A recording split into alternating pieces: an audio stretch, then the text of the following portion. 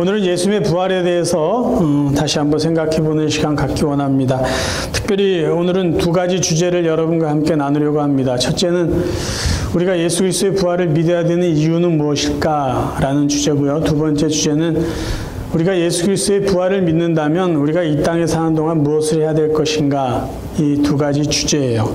첫 번째, 가장 기본적인 우리의 신앙 고백이라고 할 수 있습니다. 우리가 예수 그리스도께서 죽었다가 살아나셨다는 그 부활을 믿어야 되는 이유는 어디에 있을까요? 믿어야 되는 가장 중요한 이유는요, 예수 그리스도의 부활이 우리 구원의 완성이기 때문입니다. 우리의 신앙 고백대로 또 성경이 우리에게 말씀하신 대로 예수님께서 십자가에 죽으신 이유는 우리의 죄 때문이죠. 죄에 대한 대가인 죽음을 우리 대신 지불해 주시기 위해서. 그럼 예수님은 왜 다시 살아나셨어야만 했을까요? 죄 용서받은 사람의 결과를 보여주기 위한 거죠. 죄 용서받은 사람은 죽지 않고 영원히 산다라는 것을 확인시켜 주시기 위해서요. 로마서 4장 25절 말씀 읽어드리겠습니다. 예수께서는 우리 죄 때문에 죽임을 당하셨으며 또한 우리를 하나님 앞에서 의롭게 하시려고 다시 살아나셨습니다. 또 고린도전서 15장 17절 그리스도께서 살아나지 않으셨다면 여러분의 믿음은 헛된 것이 되고 여러분은 아직도 죄 가운데 있을 것입니다. 죽어야만 되는 이유, 우리의 죄 때문이죠. 살아나셔야 되는 이유, 우리가 이제 죄 없다라는 것을 확인시켜 주시고 이제 하나님과의 관계에서 의롭게 깨끗하게 되었다라는 것을 보여주시고 증명해 주시기 위해서입니다. 그 다음에 우리가 예수 그리스도의 부활을 믿어야 되는 이유, 예수 그리스도의 부활을 믿는다는 것은요, 우리도 예수님처럼 부활한다는 것을 고백하고 알고 믿는 것이기 때문입니다. 부활을 믿는다는 건요, 인생의 죽음이 끝이 아니고 영원한 세상이 있다라는 것을 우리가 인정하고 믿는 것입니다. 그럼 어디서 우리의 영혼이 영원토록 살까요? 예수님처럼 하나님과 함께 하늘나라에서 영원히 산다는 것을 믿는 것이죠. 무엇을 통해서? 예수님이 부활하셔서 하늘 보좌에 올라가셔서 하나님과 함께 계시다는 그것을 믿기 때문이죠. 고린도전서 15장 말씀 다시 또 읽습니다. 그리스도께서는 죽었다가 다시 살아나셨습니다. 죽었다가 다시 살아난 첫사람이 되셨습니다. 그리스도께서 맨 먼저 다시 살아나셨고 그 다음으로 그리스도께서 오실 때 그분의 모든 백성들이 다시 살아날 것입니다. 아멘. 예수 그리스도의 부활을 믿어야 되는 이유, 그 믿음이 우리의 구원을 완성하는 것이고 그리스도께서 부활하시다는 것을 믿는 것은 우리도 부활해서 하나님과 영원히 산다, 그것을 우리가 믿음으로 고백하는 것이기 때문입니다. 그럼 이제 예수 그리스도의 부활을 믿는다면 우리는 이 세상에 사는 동안 무엇을 해야 될까요? 사도 바울은 고린도전서 3장에 여러분 그 자막에 있는 것은 제가 읽지 않겠습니다. 눈으로 보세요.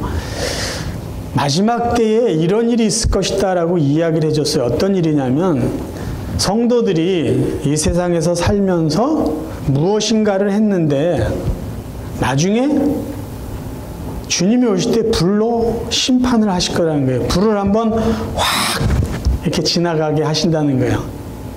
그런데 그 불이 얼마나 센지 우리가 이 세상에 산 것에 대한 어떤 증거들을 그 불이 지나갔을 때 그대로 남아있으면 그 귀한 일들이 하나님이 주시는 상으로 계산될 것이고 우리들이 이 땅에 산 것에 대해서 불로 심판을 하실 때 아무것도 남는 게 없다면 마치 불이 났을 때 물건 하나 챙겨 나오지 못하고 몸만 간신히 빠져나와서 사는 것처럼 구원은 받을 것인데 구원만, 상의 없이 구원만 받을 것이다 라는 이야기를 했습니다. 우리가 이런 말씀을 기억하면서 그래 나도 예수님처럼 부활할 것이야 라고 믿는다면 우리는 이 세상에서 무엇을 하면서 살아야 될까요? 첫째는요, 하나님이 우리에게 주시고자 준비해 놓은 상을 받기 위해서 준비하는 삶을 살아야 된다는 것이에요. 사도 바울이 자기가 이제 나도 이제 죽을 때가 됐구나. 자기의 죽음을 이렇게 예감하면서 사랑하는 아들과 같은 디모데에게 보낸 편지가 디모데 후서입니다. 마지막으로 그의 유언이 담겨있는 편지인데 거기에 이런 고백이 기록되어 있어요. 디모데후서 4장 6절부터 읽습니다. 나는 이미 하나님께 내 삶을 바쳤고 이제는 이 땅을 떠날 때가 되었습니다. 나는 선한 싸움을 싸웠고 내가 달려가야 할 길도 끝냈으며 믿음도 지켰습니다. 이제 내게는 영광의 면류관을 받는 일만 남았습니다. 그 면류관은 하나님과 함께하며 의롭게 살았다는 표시로 주시는 상입니다. 주님이 바로 정의의 재판관이시기 때문에 마지막 그날에 주님은 내게 면류관을 주실 것입니다. 자기의 삶을 어떻게 정리했냐면 나는 정말 예수 그리스도의 복음을 증거하는 일로 영적으로 선한 싸움을 싸워왔다. 그리고 나는 하나님께서 맡겨주신 복음 전도자의 삶을 잘 살아왔다. 믿음도 잘 지켰다. 나는 열심히 수고하면서 살아왔다. 그런데 주님을 만나는 그때 주님께서는 나에게 영광의 면류관을 주실 것이다. 왜? 상으로. 내가 수고한 것을 주님이 아시기 때문에. 그 이야기를 하고 있는 거예요. 그러면 바울은 자기가 주님을 만날 때 주님이 자기의 삶을 정산하고 심판하실 때 이런 영광의 면류관 상을 줄 것이다 라는 것을 어떤 근거를 가지고 이렇게 자신 있게 얘기할 수 있었을까요? 여러분 고린도서 12장에 보면 사도 바울이 고생한 이야기가 적혀 있는데요. 그 전에 내 몸에 육체의 가시가 생긴 이유를 바울이 이야기해 주고 있습니다. 그 부분을 제가 한번 현대어 성경으로 읽어 드릴게요. 14년 전에 나는 하늘로 들려 올라간 일이 있습니다. 내가 몸까지 올라갔는지 아니면 내 영만 올라갔는지는 묻지 마십시오. 그것을 대답할 수 있는 분은 하나님 뿐이십니다. 어쨌든 나는 낙원으로 올라갔고 거기서 인간의 능력으로나 말로는 도저히 그려낼 수 없는 놀라운 사실을 들었습니다. 그러나 그 내용 또한 아무에게도 말할 수 없도록 금지되어 있습니다. 그 일이야말로 내게는 크나큰 자랑거리입니다. 하지만 내놓고 떠벌리고 다닐 마음은 없습니다. 내가 자랑하고 싶은 것은 다만 내가 나약한 인간이라는 것과 이런 나를 당신의 영광을 위해 불러주시는 하나님이야말로 얼마나 위대한 분인가 하는 것입니다. 다만 이 말을 덧붙여 두고 싶습니다. 하나님께서는 내가 그 놀라운 경험 때문에 교만하여질까봐 내 몸에 가시로 찌르는 것 같은 병을 주셨다는 사실입니다. 그 병은 사단의 사자가 되어 내가 교만해지지 않도록 나를 괴롭히고 고통을 주었습니다. 여러분 바울에게 있는 육체의 가시가 왜 생겼느냐 하면요. 천국에 갔다 온 정말 놀라운 경험을 한 그가 그 경험을 떠버리거나 자랑하지 않도록 교만해지지 않도록 하나님이 어떤 제동장치로 주신 거예요. 자, 그럼 바울이 왜 자신 있게 나는 하나님 나라에 가면은 상을 받을 것이다 라고 이야기를 할 수 있었을까요? 천국을 경험해 봤기 때문이에요. 남 얘기 듣고 하는 것도 아니고요. 그냥 믿습니다. 이런 확신 갖고 이야기하는 게 아니다라는 거예요. 그래서요. 바울이 고린도전서 15장에 부활에 대한 교리적인 이야기 쭉 합니다. 58절까지 있어요. 장장 그 긴 이야기, 부활에 대한 이야기라고 결론을 어떻게 맺냐면요. 그러므로 내 사랑하는 형제들아 견실하며 흔들지 말고 항상 주의 일에 더욱 힘쓰는 자들이 되라. 왠지 아세요? 이는 너희 수고가 주 안에서 헛되지 않은 줄 알미라. 자기는 알았어요. 직접 목격했어요.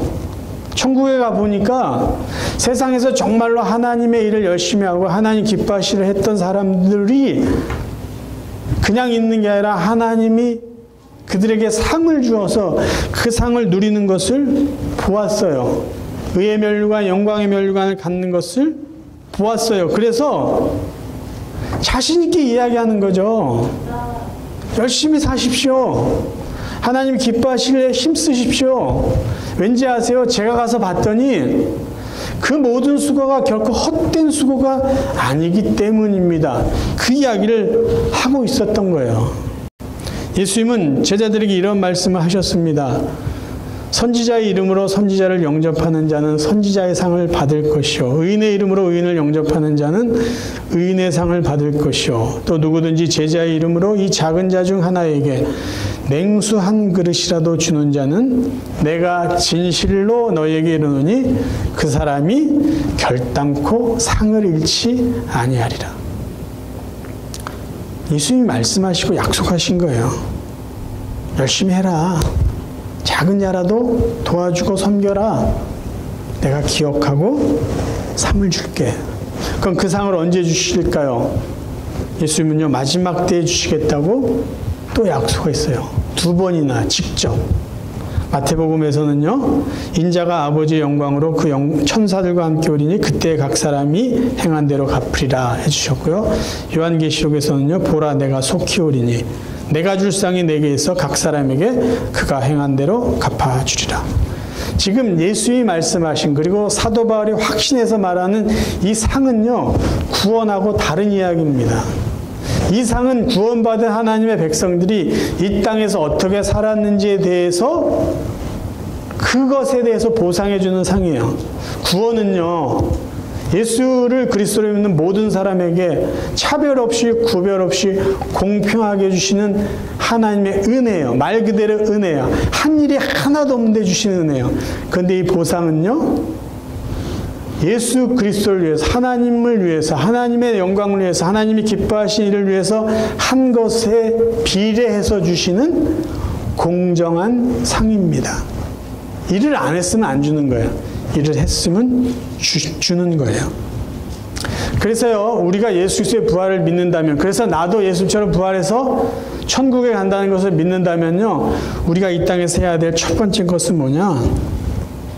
하나님이 우리를 위해서 주시고자 하는 그 상을 받을 것을 이 땅에서 미리 준비하며 살자라는 거예요. 그렇지 않으면 구원은 받지만 하나님이 우리에게 주시고자 하는 상은 받지 못할 것이기 때문입니다.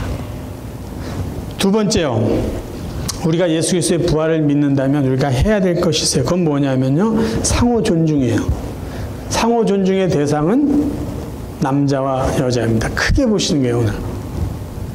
아니, 예수님의 부활하고 남자와 여자끼리 상호 존중하는 게 도대체 무슨 상관이 있을까요?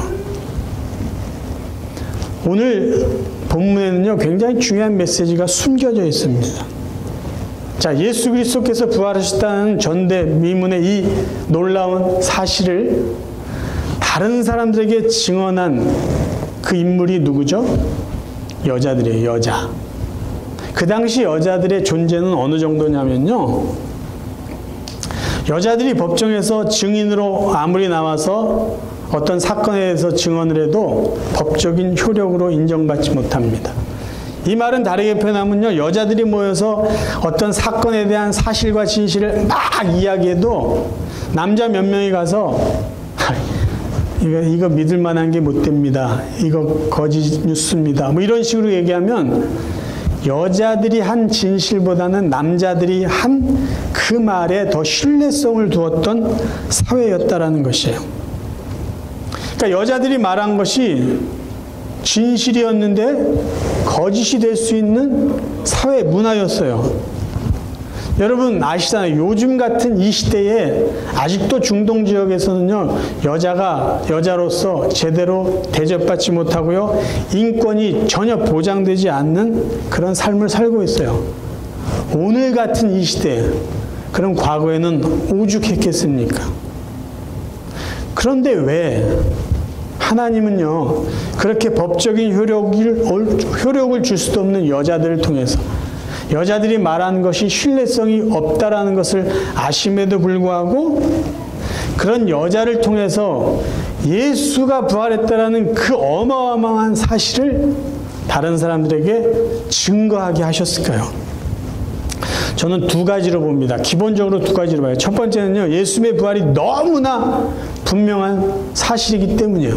그러니까 주위에 있는 사람들이 여자가 말한 것 때문에 아이 그거 말도 안 되고 거짓말이야 라고 아무리 반박을 해도 예수님의 부활은요, 반박하고 부정할 수 없는 절대 사실이기 때문에 하나님은 자신을 갖고 여자들을 통해서 증거했다라고 보고요. 또 다른 하나는요, 오늘 여러분과 같이 이야기하고 싶은 거예요. 그건 뭐냐?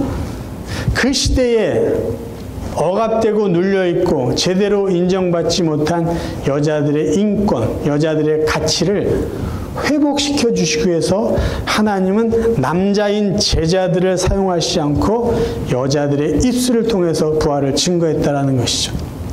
회복이라는 단어를 제가 썼습니다. 회복. 하나님은 이 세상을 창조하시고 사람을 만드실 때 남자와 여자를 창조하셨어요. 만드셨어요. 그때 하나님은 하나님의 형상대로 남자를 여자를 창조하십니다. 하나님의 형상대로 남자만 만들었다가 남자의 갈비뼈를 취해서 여자를 만든 게 아니고요. 하나님의 형상대로 남자와 여자를 창조하셨어요. 그 말은 뭐냐면요. 하나님은 남자나 여자나 동등하게 존귀한 하나님의 사람으로 하나님의 생명으로 창조하셨다라는 말씀입니다. 그런데 세월이 지나고 인간의 죄성이 어떻게 남자와 여자의 관계를 왜곡시키냐? 남성 중심, 남성 우위의 문화로 만들어버린 거예요. 굉장히 오랜 인류의 역사를 통해서 잘못된 남녀의 구조가 자리를 잡았어요. 그것을 하나님이 이 부활을 통해서 부활의 소식을 증거하게 하심으로 회복시켜 준 거예요. 잘못된 거를 제대로 바꿔놓기 원하셨다는 거예요. 그럼에도 불구하고요, 지금 이 시대에 사는 수많은 성도들, 심지어 목회자들까지 남성 중심의 사고를 고집해요. 그리고 그것을 고집할 수 있는 증거로 제시하는 대표적인 성경 구절이 디모데전서 2장입니다. 제가 먼저 한번 읽어드릴게요. 그러므로 남자들은 화를 내거나 말다툼을 하지 말고 어디서나 거룩한 손을 들어 하나님께 기도하기를 권면합니다. 이와 같이 여자들도 옷을 단정하게 차려입고 정숙하고 예의 바르게 행동하십시오. 머리를 지나치게 꾸미거나 금붙이나 진주나 값비싸고 화려한 옷으로 치장하지 말고 다만 착하고 바른 행실로 자신을 꾸미기를 바랍니다. 이것이 하나님을 공경하는 여자들에게 합당한 자세입니다. 여자는 온전히 순종하는 가운데 조용히 배워야 합니다. 여자가 교회에서 가르치거나 가정에서 남자를 지배하는 것을 나는 허락할 수 없습니다. 아무쪼록 여자는 조용하고 정숙해야 합니다. 쉬운 말 성경에. 자, 이 배경을 제가 좀 설명드릴게요. 먼저 우리가 이해해야 될 것, 디모데전서는요, 에베소 교회에서 목회를 하고 있는 디모데에게 바울이 목회자로서 조언을 해주는 개인적인 편지입니다. 다시 강조할게요. 목회자가 목회자에게 조언해주는 개인적인 편지가 디모데전서예요. 지금 디모데가 목회하고 있는 에베소 교회는요, 굉장히 문제가 많았어요. 대표적인 문제가 교리적인 문제였고요. 또 다른 거 하나는요, 교회 안에 싸움이 많았어요. 제가 보기에 남자들의 목소리가 아주 커졌던 것 같아요. 말다툼과 다툼이 계속 일어납니다. 그것도 힘든데 여자들이 질서를 자꾸 무시해요. 자꾸 나서는 거예요. 그래서 디모데가 바울에게 그 이야기를 했어요. 근데 바울이 그래, 나도 목해보니까 알겠어. 이렇게 하는 게 좋을 것 같아. 그렇게 편지를 쓴 거예요. 어떻게 해요? 남자들한테는 싸우지 말라고 이야기를 해. 여자들한테는 외모에 신경 쓰지 말고 조금 나대지 말고 좀 정숙하게 신앙생활 하라고 이야기를 해. 지금 그 이야기를 하는 거야. 여기에 깔려있는 교회 분위기는 뭐냐면요. 지금 에베소 교회 안에 여자들의 어떤 위치는요. 남자들과 별 차이가 없었다는 거예요. 오히려 가르칠 수 있을 정도의 그 정도 어떤 구조 속에 있었어요. 그러나 교회 밖의 문화는요. 여전히 여자가 여자로 인격적으로 대우받지 못했어요. 그 시대 여자의 어떤 상이 어느 정도냐면요. 여자는 아기를 낳는 정도예요. 그 남편이 이 아내 내가 마음에 안 들어요. 지나가는 여자가 더 마음에 들어요. 그럼 이 여자를 버릴 수도 있을 정도로 말도 안 되는 그런 권력 구조로 있었던 시대예요. 근데 교회 안에서는요, 이미 여자들이 말씀을 가르칠 수도 있을 정도의 그 위치에 있었다는 거죠. 쉽게 말하면 평등 구조 쪽으로 가고 있었어요.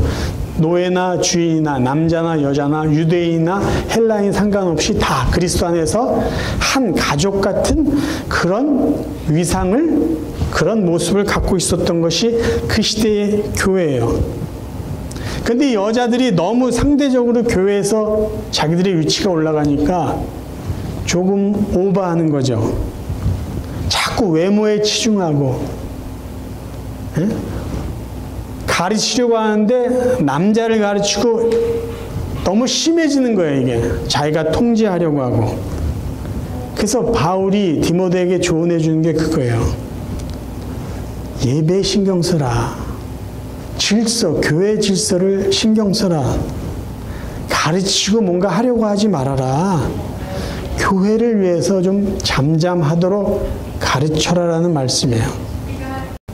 세계 거의 모든 나라가, 제가 봤을 때 거의 모든 나라가 남녀 차별이 있어요. 인종의 문제를 지금 이야기하려고 하는 게 아니라 남녀 간의 이 차별을 이야기하려고 합니다.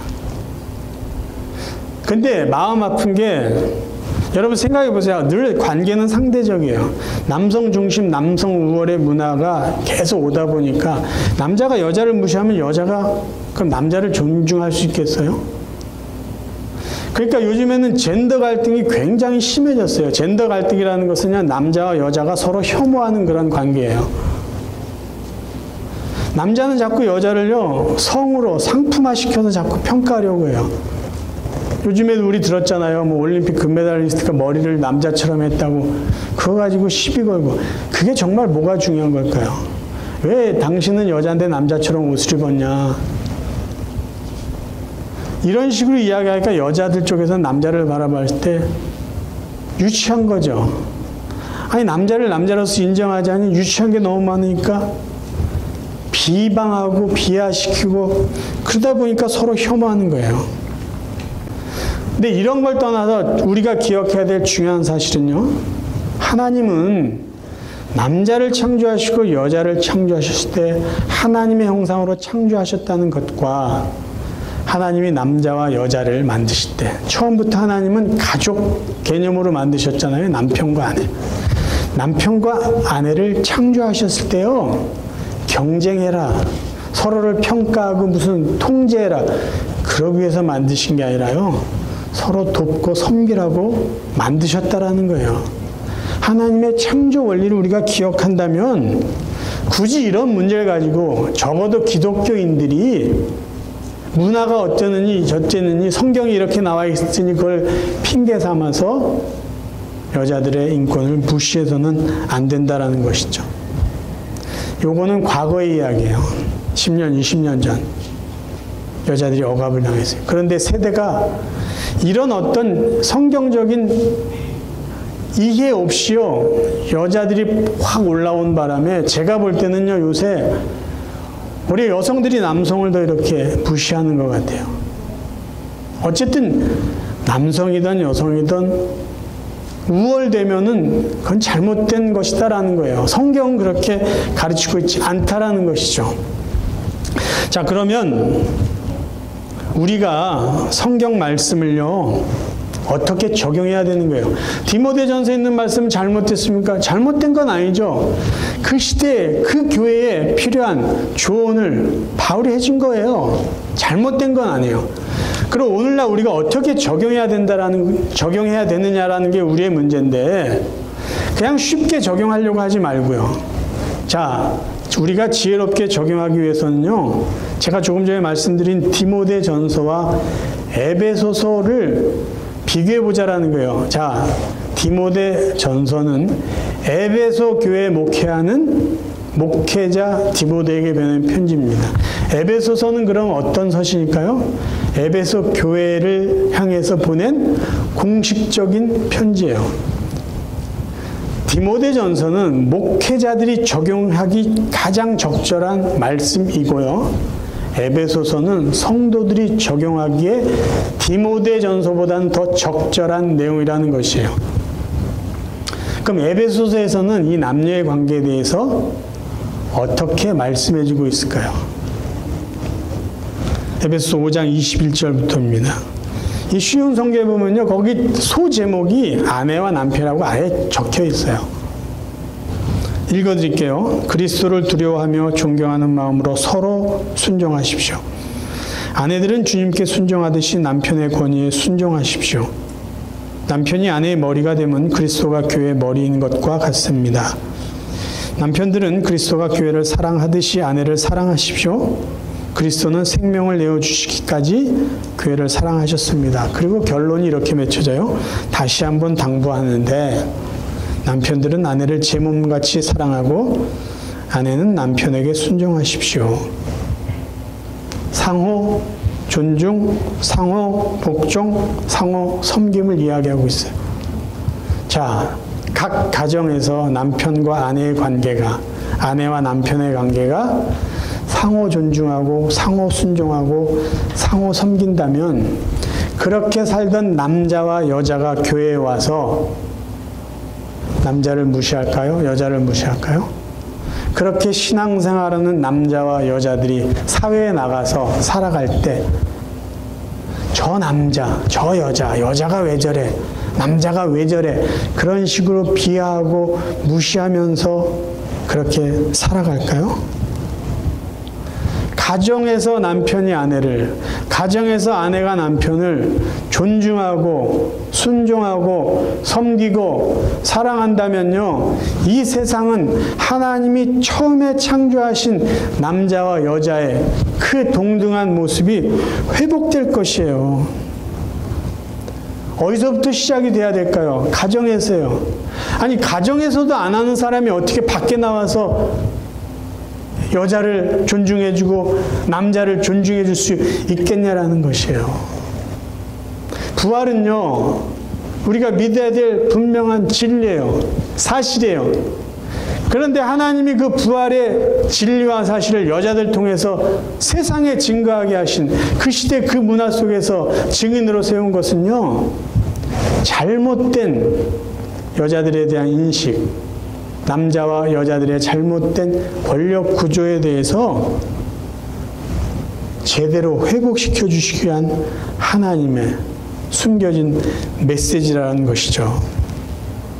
사랑하는 성도 여러분, 예수님의 부활은 우리가 믿어야 될 믿음의 내용이에요. 그래야 우리의 구원이 완성되니까 그 믿음대로 우리도 부활할 것이기 때문이죠.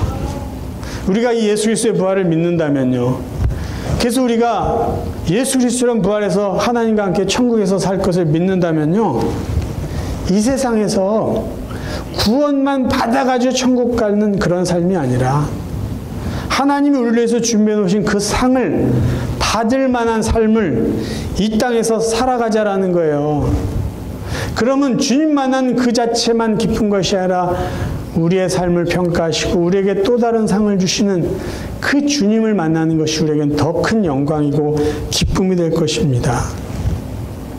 예수 그리스도의 부활을 믿는다면, 여인들을 통해서 증거한 예수 그리스도의 그 부활을 우리가 믿는다면, 하나님은 이 세상의 남자와 여자를 동등하게 창조하셨고 남편과 아내를 동등하게 하나님이 세워주시고 서로 존중하고 서로 섬기라, 그렇게 하셨다라는 것을 우리가 다시 한번 인정하고, 먼저 가정에서 내 아내를, 먼저 가정에서 내 남편을 존중하고 사랑하고 섬김으로 교회에서도 사회에서도 이 세상에서도 하나님이 창조한 그 남자와 여자의 본래 모습을 회복시켜 나가는 진정한 하나님 나라의 백성들이 되시기를 주님의 이름으로 축원합니다.